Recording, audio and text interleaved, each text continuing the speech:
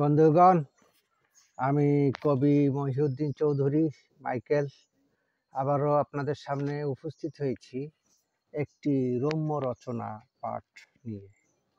আমার আজকের রম্য রচনাটির নাম এক পক্ষের ফুটবল খেলা।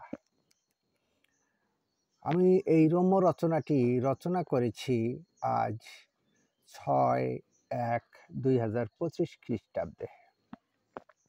আমি পাঠ করে শোনাবো।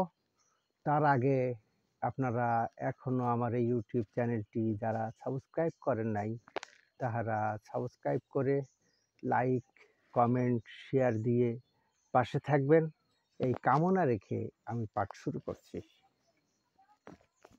এক দেশের দুই প্রান্তে দুটি শক্তিশালী ফুটবল খেলোয়াড় দল ছিল।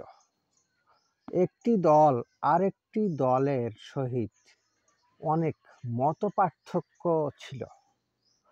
ওই দেশের মাঝখানে বা মাঝ বরাবর একটি বড় ফুটবল খেলার মাঠ ছিল। ফুটবল খেলায় সাধারণত দুটি দল থাকে।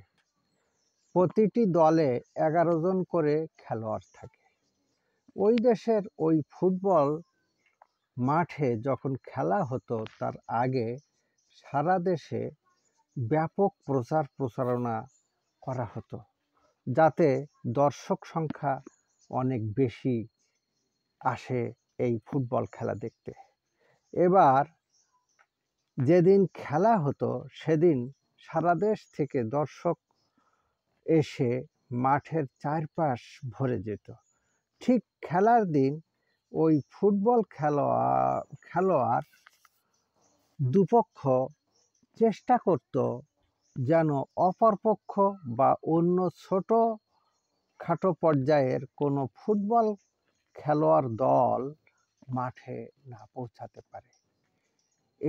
এর জন্য যা যা কূটকৌশল বা শক্তি সামর্থ্য প্রয়োগ করা দরকার সবই করত, এই দুপক্ষেই করত।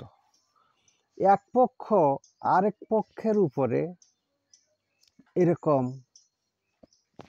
ভাবে তারা চেষ্টা করত যাতে আরেক পক্ষ অনুপস্থিত থাকে, তারা এক পক্ষই খেলতে পারে। এবার যারা কূটকৌশল ও শক্তি সামর্থ্যে জয়ী হতো তারাই, অথবা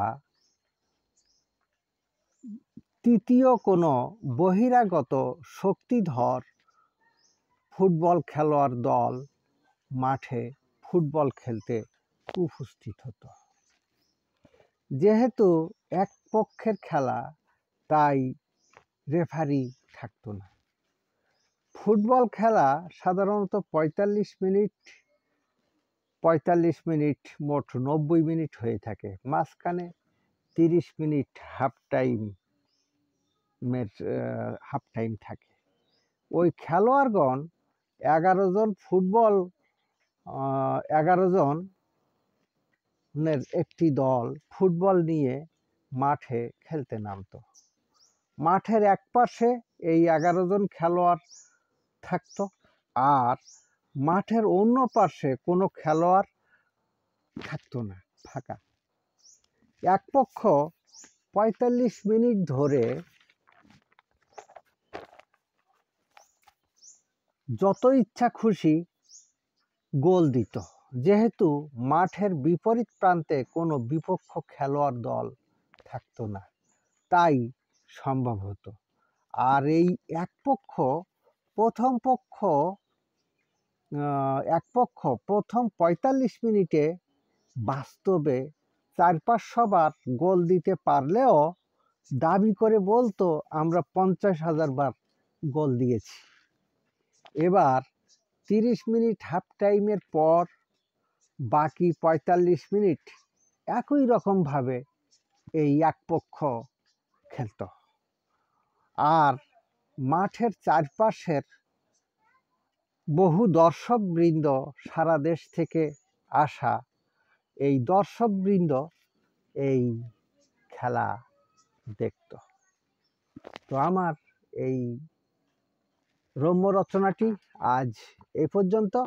সবাইকে ধন্যবাদ।